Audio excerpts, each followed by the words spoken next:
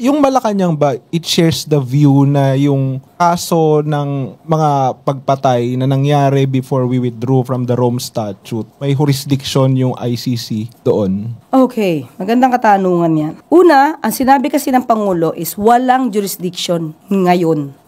Totoo naman po, walang jurisdiction ng ICC ngayon. Pero kung pagbabasihan po natin ang sinabi ng Supreme Court sa kanila naging decision, although it's an obiter dictum, but still, pronouncement pa rin ng Supreme Court na lahat po na nangyari na krimen, nasakop po ng ICC at ayon din po sa Rome Statute na naganap prior to the withdrawal from the Rome Statute, meron pong jurisdiction ang ICC. Okay, kasi po nung nasabi po ni former presidential spokesman and legal counsel Salvador Panelo na hindi naman daw talaga nag-take effect sa Pilipinas yung Rome Statute because it was never published in the official gazette ng ating pamahalaan. What do you say to that?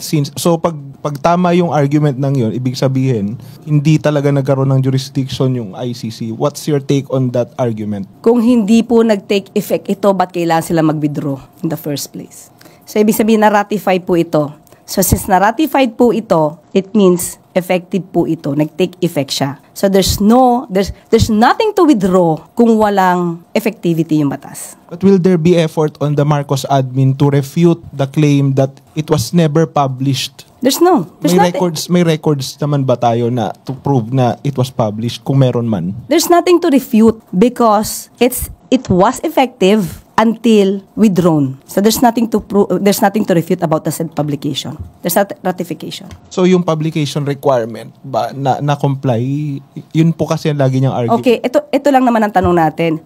Kung naniniwala kayo walang effect or hindi effective or hindi nag-take effect ang Rome Statute sa atin dahil walang publication, ba't kaya nga kayo nag-withdraw? Di ba dapat hindi na kayo nag-withdraw? Wala na kayong ginawa kasi wala pa lang, hindi pala tayo naging member, hindi pala tayo naging sumang-ayon sa nasabing Rome Statute. So dapat walang withdrawal. Di ba? Contradicting yung sinasabi niya.